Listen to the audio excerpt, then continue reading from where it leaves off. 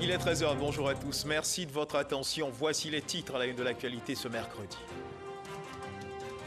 Fin d'activité pour un présumé tueur en série qui opérait dans le district d'Abidjan. Coup de filet réalisé par les éléments de la direction de la police criminelle et ceux des équipes d'intervention de la brigade de recherche d'intervention.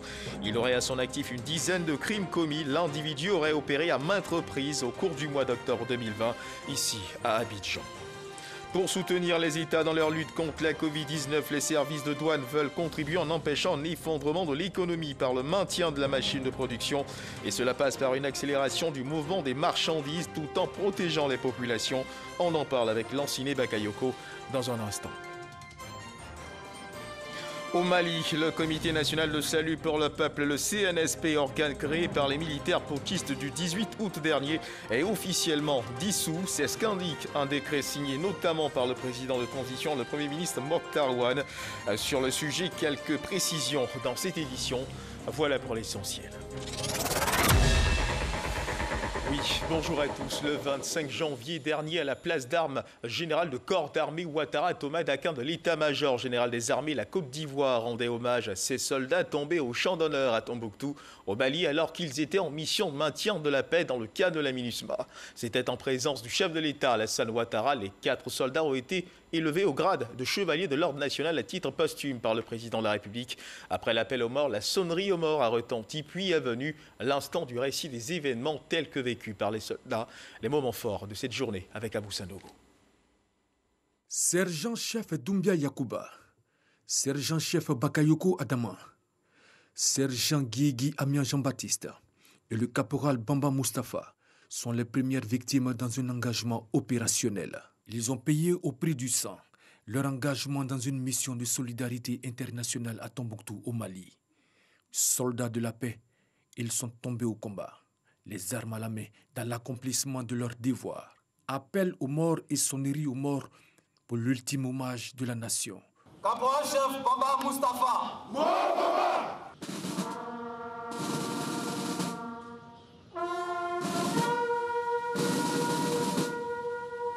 Issus de l'armée des terres et des forces spéciales, ces 4 militaires ont reçu les hommages de la nation en présence du président de la République Alassane Ouattara, chef suprême des armées à la place d'armes, général de corps d'armée Ouattara Paul Thomas Daquin, lieu symbole de l'armée. Le chef de l'État, Alassane Ouattara, va s'incliner devant leurs dépouilles. Ils ont perdu la vie dans l'attaque perpétrée contre une patrouille des militaires ivoiriens en mission dans le cadre de la MINUSMA, le mercredi 13 janvier dernier. Ce jour-là, une colonne de blindés du bataillon d'infanterie ivoirien engagé au sein de la MINUSMA mène une mission de reconnaissance. Partie de Tombouctou la veille, la colonne doit rallier la localité de Bambara Maoudé, située 120 km plus au sud. 15 km avant cette destination, les blindés sont engagés sur une piste graveleuse. Il est un peu plus de 12h30 lorsqu'une détonation déchire le grand silence du désert en cet après-midi. Le blindé de tête vient de sauter sur un engin explosif improvisé. Puis suivre des rafales d'armes automatiques. Les soldats se déploient et engagent tous leurs moyens. L'affrontement est particulièrement violent face à un ennemi en embuscade et dissimulé dans les aspérités du relief. Au bout de 30 minutes, la riposte s'intensifie et l'adversaire est mis en déroute. Tout de suite après, l'attention se porte sur l'engin blindé atteint. Un mort est retiré des décombres. Il s'agit du caporal Bamba Mustafa, des forces spéciales, tireur de l'engin blindé, debout à son poste de tir au moment de l'attaque. Avec lui, 6 blessés sur les 8 autres membres de l'équipage. Ils sont tombés en véritables héros. Héros du jour, votre sang versé restera le ferment de notre motivation. Vous êtes nos premiers morts au combat, en opération extérieure, et nous saurons nous en montrer dignes. Bakayoko Adama, va en paix. Va te reposer. Tu as accompli ton devoir. Ne t'inquiète pas pour tes 2 derniers enfants. Adama, 4 ans, et Madoussou, 6 mois. Nous serons là pour leur indiquer le chemin qui a été le tien. À Madoussou, qui n'aura pas eu le temps de te connaître, nous compterons ton histoire. Doumbia Yacouba, à tes enfants, Ibrahim, 1 an 7 mois, et Ismaël, 4 mois. qui ne comprennent certainement pas tout le remue-ménage de ces derniers jours autour d'eux. Nous leur dirons que leur père était héros. Tu peux t'en aller.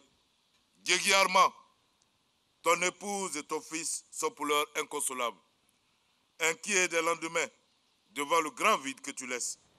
Je te promets qu'ils ne seront pas seuls. Merci pour le service rendu. Il est maintenant l'heure de la pause pour toi. Bamba Mustapha, ta mère est là, la tête relevée, le regard droit, devant tous les honneurs qui te sont faits. Quel digne fils tu es. Même dans la douleur, tu as su lui redonner de la fierté. Ils ont été élevés au grade de chevalier de l'ordre national et promus au grade supérieur à titre posthume par le Premier ministre, ministre de la Défense Ahmed Bakayoko. Puis arrive le moment de la séparation, la remise de dépouilles aux familles, ainsi que du drapeau national et des attributs en souvenir des services rendus par les défunts aux armées, à la Côte d'Ivoire et à l'Organisation des Nations Unies. Les esprits meurtris, le corps très abattu, les parents des défunts inconsolables, anéantis par la douleur et le chagrin, ont du mal à dissimuler leur peine. Ils sont réconfortés ici par le président de la République, Alassane Ouattara. Les porteurs, leurs frais d'armes, au nombre de 32, dont 24 pour les cercueils, 4 pour les portraits et 4 pour les coiffures et autres attributs, vont au pas cadencé procéder au retrait des dépouilles. Voilà, paix aux âmes des disparus. Et nous le disions à l'instant dans les titres, la course est désormais achevée pour un présumé tueur en série qui sévissait dans le district d'Abidjan, précisément dans la commune de Marcory. Un coup de filet réalisé par les éléments de la direction de la police criminelle et ceux des équipes d'intervention de la brigade de recherche d'intervention. L'individu aurait opéré à maintes reprises au cours du mois d'octobre 2020. Il se serait rendu coupable d'une dizaine de meurtres. Le récit d'Abou Sanogo. Fin de série pour le présumé tueur en série. Il sévissait dans la commune de Marcory, où des cas de mort violentes et suspectes ont été enregistrés, et ce, depuis le mois d'octobre 2020. Son mode opératoire consistait à fracasser le crâne de ses victimes à l'aide de briques ou de grosses pierres pendant qu'elles étaient endormies. Et ses cibles étaient des indigents qui squattaient les dessous de ponts, les grands carrefours et autres lieux en plein air pour passer la nuit. Il sévissait entre 2h et 3h du matin. Face à ces nombreux cas de meurtres en série, les fins limiers de la direction de la police criminelle, conduit par le commissaire divisionnaire de police Zagadou Vincent Dupol, directeur de la police criminelle par intérim, ont été mis à contribution. La mutualisation des actions des enquêteurs et des équipes d'intervention de la brigade de recherche et d'intervention a abouti à l'interpellation de ce présumé tueur en série. Un sans domicile fixe, aux environs de 3h du matin, non loin de l'échangeur du Marcory. Il a reconnu les faits et a avoué avoir fait une dizaine de victimes. Il sera conduit devant le tribunal de première instance d'Abidjan, Plateau. Et justement, loin de lugubres agissements de ce tueur en série, retenons que d'importantes mesures ont été prises pour le bon fonctionnement de l'Assemblée parlementaire francophone au terme d'une réunion dirigée par le président de cette institution, réunion qui a eu lieu au cours de la 46e session de cette Assemblée, ouverte depuis le 19 janvier dernier. Abdoulaye Koné. Sous la présidence d'Amadou Soumaoro, président de l'Assemblée parlementaire de la francophonie, le bureau de l'institution qui s'est réuni par visioconférence avait plusieurs points à l'ordre du jour. Pendant 4 heures d'horloge, d'importantes mesures ont été prises, à savoir le remplacement des 3 membres de la section malienne, suspendus suite à la dissolution du Parlement malien le 19 août 2020, et leur remplacement par des membres de la section Afrique en attendant la prochaine élection législative dans ce pays prévue pour 2022. La composition de l'Assemblée sera ensuite soumise à la plénière pour avis favorable. Aussi faut-il rappeler que lors de cette réunion, le bureau a adopté un nouveau logo et une nouvelle charte graphique de l'APF sur proposition du secrétariat général. En outre, les membres du bureau ont également adopté le rapport d'activité 2020 de l'APF ainsi que le calendrier de ses activités institutionnelles pour l'année 2021. Poursuivant, le bureau a fait le point des activités des réseaux et des commissions permanentes. Cette 46e session de l'APF, qui a débuté depuis le 19 janvier dernier, a été marquée par les réunions des réseaux des femmes et des jeunes. Elle prendra fin avec les plénières qui auront lieu les 28 et 29 janvier prochains. Et l'actualité, c'est également ce communiqué de la commission électorale indépendante qui constate depuis quelques jours que des candidats à la candidature à l'élection des députés à l'Assemblée nationale s'adonnent à une sorte de propagande électorale dans certaines localités via les réseaux sociaux. Elle rappelle qu'au terme de l'article 28 du Code électoral, les dates d'ouverture et de clôture de la campagne électorale sont fixées par décret pris en Conseil des ministres.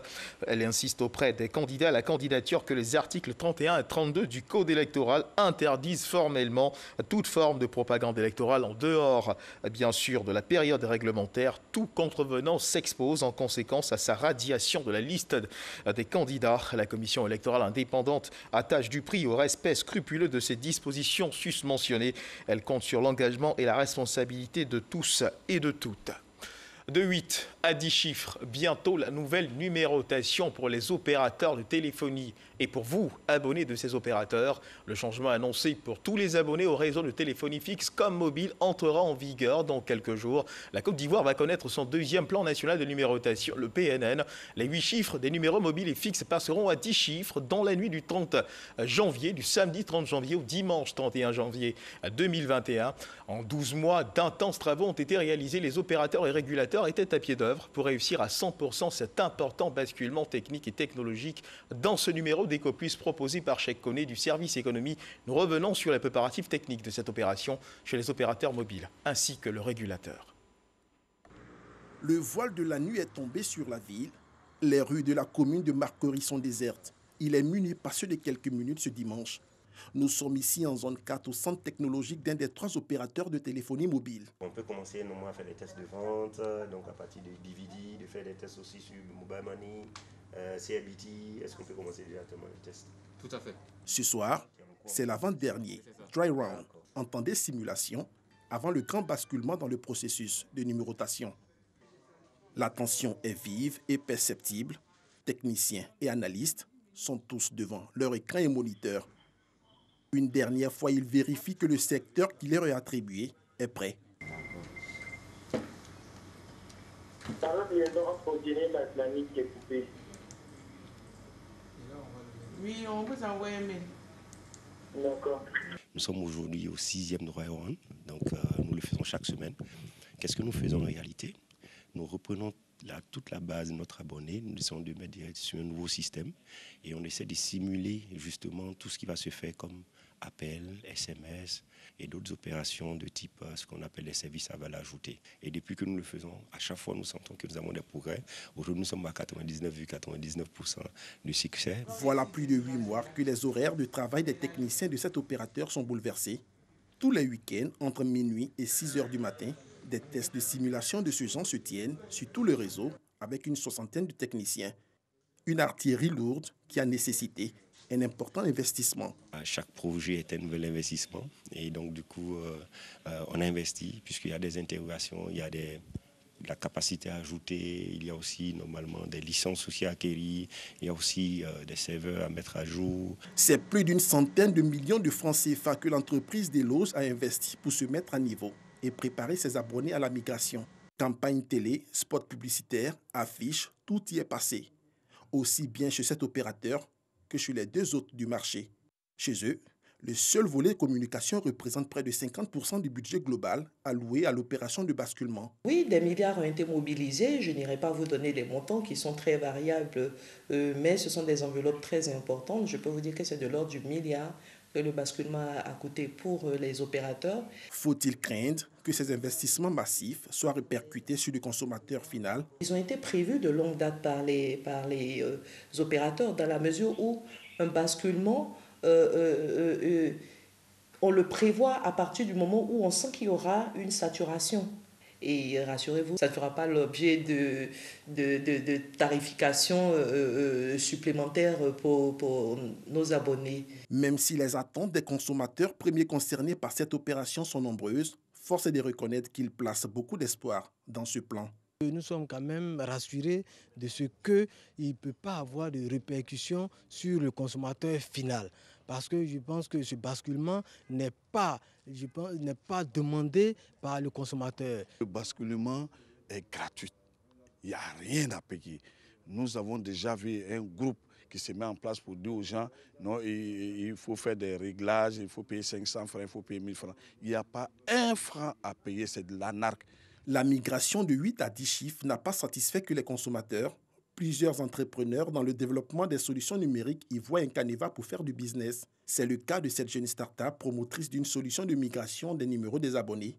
Malheureusement, elle a été sommée par l'autorité de régulation des télécommunications, ARTCI, de retirer son application. On a eu à travailler la solution, nous avons pu essayer de déployer, nous avons déployé une version déjà en ligne. Nous permettons aux gens de pouvoir l'installer, de télécharger, mais nous avons juste fermé pour ne pas permettre aux gens de pouvoir faire maintenant le basculement, le temps qu'on soit en conformité et remplir certaines conditions avec l'ARTCI. Sur la question, la RTCI s'est dit ouverte à toute proposition respectant sa procédure de validation. Nous leur avons dit simplement de faire valider leur application. Vous savez qu'un développeur, je ne dis pas que c'est le cas, mais un développeur peut récupérer vos données. Alors ce sont des données personnelles. On lui demande simplement, on demande au développeur de venir se faire mettre en conformité, de venir se faire certifier. Il faut qu'on valide, disons, l'application qu'ils ont développée. C'est une très bonne chose, on les encourage d'ailleurs, mais on veut valider, ça ne prend pas du temps. En 2000, lors du premier basculement qui a vu le passage de 6 à 8 chiffres, un important bug a dérangé tout le réseau téléphonique en Côte d'Ivoire. Pour cette seconde opération, 20 ans plus tard, les opérateurs disent avoir pris toutes les dispositions pour parer à toute éventualité, surtout que les enjeux de ce basculement en 2021 sont énormes. Il s'agit, entre autres, de préparer tout le système de télécommunications pour être à niveau des évolutions technologiques, mais surtout améliorer la qualité du service. Et pendant qu'on se prépare à passer de 8 à 10 chiffres, vous parlez justement de la numérotation téléphonique. La communauté bancaire mondiale célébrait hier sa journée traditionnelle, journée internationale des douanes autour d'un slogan « Relance, renouveau et résilience, la douane au service d'une chaîne logistique ». Un thème choisi pour coller à l'actualité sanitaire et surtout marquer la volonté des services de douane d'accélérer le mouvement des marchandises tout en protégeant les populations. Mieux, faire face à la crise sanitaire tout en empêchant un effondrement de l'économie par le maintien de la machine de production. Lansine Bakayoko. Cessation d'activité, réduction du temps de travail, baisse des ventes et des échanges commerciaux. La crise sanitaire mondiale a eu un impact direct sur les entreprises ivoiriennes. En application du plan de riposte national initié par le gouvernement, plusieurs mesures vigoureuses ont été prises.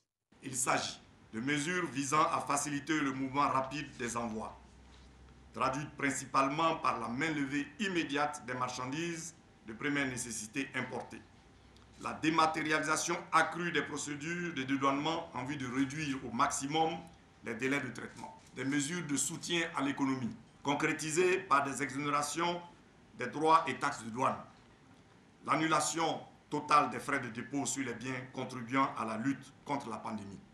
Ces exonérations et autres annulations fiscales ont certes permis d'éviter la banqueroute à beaucoup d'entreprises, mais elles ont provoqué un manque à gagner considérable pour le trésor public.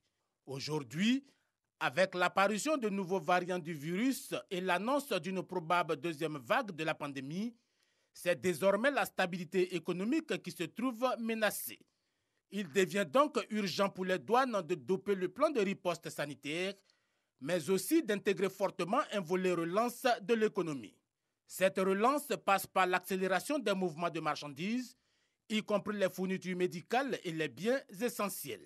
Il s'agira ainsi, pour l'administration des douanes ivoiriennes, d'intensifier les initiatives en faveur de la consolidation de la chaîne logistique à travers la digitalisation accrue et de ses procédures douanières, de promouvoir des valeurs éthiques en s'engageant en faveur de la diversité et de l'inclusion. À l'issue de cette journée mondiale des douanes, 7 dirigeants de l'administration ivoirienne ont été récompensés pour leur engagement à faire face aux effets de la pandémie et leur acharnement à accroître les performances des douanes ivoiriennes. Le monde qui continue de résister au virus dans la mesure de ses capacités, un virus qui continue d'être actif car chaque jour de nouveaux cas de contamination à la Covid-19 sont enregistrés. Voyons ce qu'il en est à la date de ce 27 janvier 2021.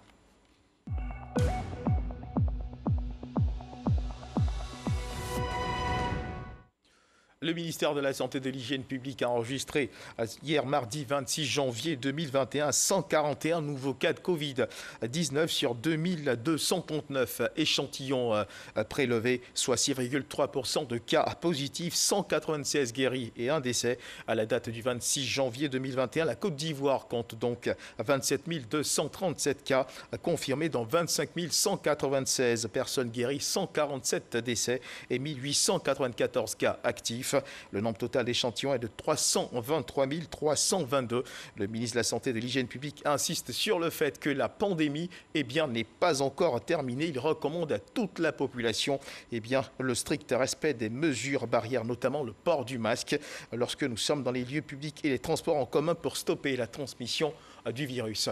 Et puis toujours sur cette actualité concernant la Covid-19, après le laboratoire Pfizer, le laboratoire AstraZeneca a annoncé lui aussi une réduction de 60% de ses livraisons de vaccins. L'Union européenne compte d'autant plus sur le vaccin d'AstraZeneca dont elle a 400 millions de doses en précommande, qu'il coûte moins cher que ceux de Pfizer et de Moderna et qui n'exige pas une conservation à moins 70 degrés Celsius. Le bras de fer s'est donc engagé entre l'Union européenne et le laboratoire anglo-suédois, d'où l'idée de contrôler les exportations soutenues en particulier par l'Allemagne et la France. Le principe est de tenir un registre des exportations hors d'Europe des vaccins qui y sont produits.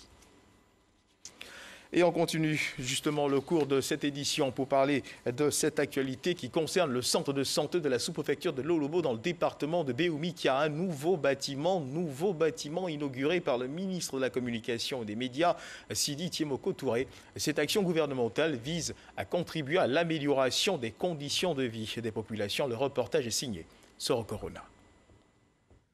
Lolobo, sous-préfecture du département de Béoumi. La localité bénéficie d'un centre de santé composé d'un dispensaire et d'une maternité depuis les années 80. Cependant, la vétusté des locaux constitue une préoccupation majeure pour la première responsable du centre. Le centre de santé est vieillissant et nous avons un plateau technique qui est vraiment délabré et nous n'avons pas de logement pour le personnel. Un mauvais souvenir désormais. Un nouveau bâtiment répondant aux exigences des constructions sanitaires est sorti des terres. Une satisfaction pour les responsables de la santé et les populations de Lolobo. En 3 mois, ce bâtiment est construit. Nous sommes très heureux de pouvoir l'utiliser dans le but d'améliorer la santé de la population de Lolobo. On a besoin d'eau, voilà, on a besoin de personnel, on a besoin d'ambulance, mais on apprécie le gouvernement, son travail. L'édifice sanitaire a été inauguré par le ministre de la Communication et des Médias, Sidi Touré. Il s'agit d'une action gouvernementale dans le cadre du programme d'urgence. Ce centre de santé qui a été instruit par le président de la République dans le cadre des programmes d'urgence pour pouvoir accompagner les populations, cet aspect de fragilité. Donc nous sommes heureux que ce projet voit son aboutissement ce jour. Et nous espérons véritablement que la population pourra en prendre soin. Il reste bien sûr quelques aspects d'équipement que nous allons regarder avec bienveillance dans les semaines qui viennent. Les populations sont invitées à prendre soin du centre de santé dont bénéficient les 15 villages de la sous-préfecture de Lolobo. Voilà de quoi rejouer le cœur des populations et on parle de paix en ce moment dans la région des Grands Ponts et dans le département de Dabou. Les populations de Kossrou dans le département de Dabou ont reçu le ministre Emmanuel Essis-Esmel, fils de la région, pour une campagne de sensibilisation à la paix. Emmanuel Essis-Esmel prône la cohésion sociale entre les communautés autochtones et halogènes au vu des conflits interethniques qui ont éclaté ce mois dans le village de Kossrou. Jean-Marc Djadji nous en parle. Village de Kossrou, sous-préfecture de Toupa, à 35 km de Dabou, région des Grands Ponts. Ici, le ministre Emmanuel Essis, fils du département, rencontre les autochtones adjoukrous de la localité. Objectif, apaiser les esprits des habitants au vu des conflits communautaires qui ont émaillé le village, à la suite du décès d'un jeune adolescent de 19 ans, disparu et retrouvé le 10 janvier dernier. Les populations de Kossrou s'engagent à adhérer au principe du vivre ensemble. Nous ne pouvons pas apprécier la réaction que la jeunesse de ce village a eue face à cette situation. Mais je crois qu'avec les conseils du ministre, on a pu maîtriser la jeunesse. On s'est entendu. Jusque-là, c'est encore la jeunesse qui veille sur les biens de tous. Le ministre a exhorté les 170 nouveaux patriarches de la génération des Obodjoulou au pouvoir à être les relais de la promotion de la cohésion sociale et du développement à Kosrou. Nous nous battons pour que la paix revienne. Nous ne pouvons pas vivre sans les autres ne peuvent pas vivre sans nous. Nous prêchons le vivre ensemble. Et le message que je leur ai passé, c'est un message de cohésion, de paix. Que pour qu'on passe le développement, il faut qu'on ait la paix. Il faut qu'on taise nos querelles intestines et qu'on regarde le programme du gouvernement, de sorte à tirer le maximum profit de ce programme pour le bonheur des concitoyens. Le fils de la région, Emmanuel Essis, a apporté son soutien et la compassion du gouvernement à la famille de la victime. Une tournée de sensibilisation pour la paix est prévue dans les villages du département de Dabou pour le bon déroulement des élections législatives du 6 mars prochain. Et pour plus de précision, notons que la tournée de la paix du ministre Emmanuel Esmaïlissi s'étendra dans les sous-préfectures de Dabou, Lopou et Toupa. Et un autre son de cloche à l'apaisement s'est fait entendre à Teiri, gros village de plus de 9000 âmes situé dans la sous-préfecture de Bayota, département de Gagnoa. Il y a 2 mois, au cours du scrutin présidentiel, de violents affrontements intercommunautaires avaient secoué le village. Depuis, le calme est revenu, occasion pour Mélanie Sokouri, fille de la région du Gand, présidente nationale du parti Génération Écologie de Côte d'Ivoire, de rencontrer les populations du dit village et de les exhorter au vivre ensemble, leur demander surtout de tourner la page du 31 octobre 2020. C'est Forazeki. Teiri, village de plus de 9000 âmes situé dans la sous-préfecture de Bayota, département de Gagnoa, renaît peu à peu de ses cendres. Il y a 2 mois, ce village était le théâtre d'affrontements entre autochtones et halogènes. Étals, boutiques, cabines téléphoniques et autres activités ont repris du service, ce qui témoigne d'une reprise même légère de la vie à Teiri. Ce village qui s'était vidé de sa population retrouve timidement ses habitudes. Les populations interpellent donc les autorités sur leur situation. On attend les autorités qui vont venir nous secourir et puis faire venir tous les autres qui sont partis. Ce lieu n'est pas un marché aux puces, mais bien un regroupement de femmes et jeunes filles qui essaient d'opérer des tris parmi plusieurs stocks de vêtements offerts par des mains généreuses, vu qu'elles et leurs familles ont tout perdu dans cet affrontement intercommunautaire. C'est un cadeau là, merci beaucoup. Grâce à aujourd'hui, on a des pains. Vous aussi, ma maison est partie, tout mieux même. Ça, la maison, on a donné ce cadeau. À Teiri, une des filles du village, Mélanie Sokouri, s'est rendue sur place pour échanger avec les populations locales. Mélanie ne demande qu'une chose, tourner la page des affrontements interethniques afin de maintenir la cohésion sociale. Je demande à mes parents de demeurer toujours en paix, dans le vivre ensemble, dans cette cohésion sociale qui fait que ce brassage de population qui apporte le développement à la région. Je demande aux parents de tourner la page qui s'est passée le 31 octobre 2020. Sur les plus de 9000 âmes que compte Teiri, environ 2000 sont de retour. La localité qui comptait 840 élèves n'en compte que 120 aujourd'hui. Devant la chefferie et les populations, Mélanie Sokouri a insisté sur la nécessité que ces enfants qui ont suivi leurs parents dans les autres villages reviennent poursuivre leur scolarité. La délégation a visité plusieurs maisons détruites dans le village à la suite des affrontements communautaires avant de promettre qu'elle entamera, elle aussi, un plaidoyer pour l'appui aux populations. Et puis, mesdames et messieurs, triste nouvelle. En cette journée, on a appris il y a quelques heures le décès d'un grand serviteur de l'État de Côte d'Ivoire, l'ancien ministre ivoirien Guy Alain Gauze, dans la nuit d'hier à aujourd'hui à Abidjan, des suites d'une longue maladie. Nommé ministre des Matières Premières en 1993, en 1998, il a occupé le portefeuille du ministère du Commerce extérieur. Il a été ensuite nommé ambassadeur en Europe de 2000 à 2002 avant de devenir représentant de l'État ivoirien auprès de l'Organisation mondiale du commerce, l'OMC, en 2006. Il s'est éteint dans la nuit d'hier à aujourd'hui. Repos à l'âme du disparu. Et puis en sport, en football, CHAN 2021.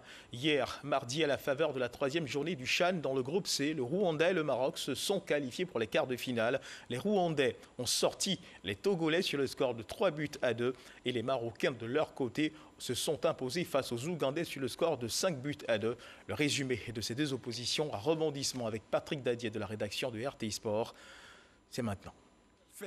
Le Rwanda obtient son sésame pour les quarts de finale de la 6e édition du championnat d'Afrique des Nations. C'est au bout de l'effort, dans un match chaud bouillant, que les Amamovi sont venus à bout d'une équipe courageuse des éperviers du Togo, 3-2. Pourtant, ce sont les Togolais en blanc qui chaque fois prennent l'avantage avant de se faire rattraper. 38e minute, Richard Nandé frappe.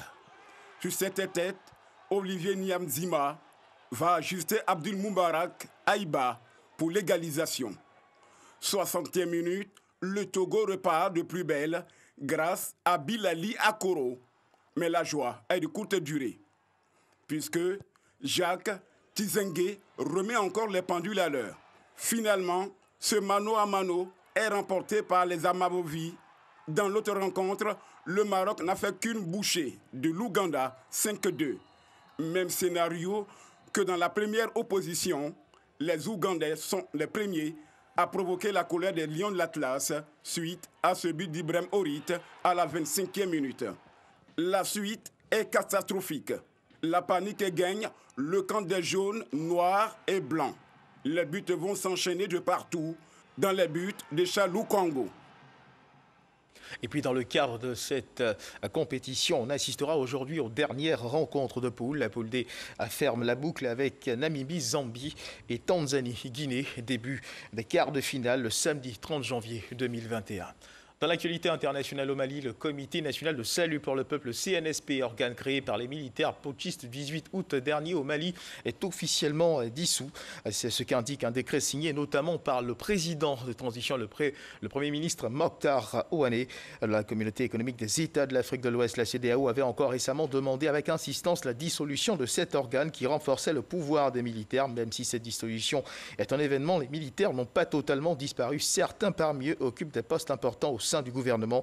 Et notons également que le sommet du G5 Sahel aura lieu dans 3 semaines, les 15 et 16 février prochains à N'Djamena. Et pour préparer ce rendez-vous, le président français Emmanuel Macron reçoit à mi-janvier ses homologues sahéliens. Après Idriss Déby la semaine dernière, c'est au tour de Baoundaol, le président de la transition au Mali, d'être reçu ce mercredi à l'Elysée. C'est la fin de cette édition. Merci de nous avoir suivis. Dieu garde la Côte d'Ivoire.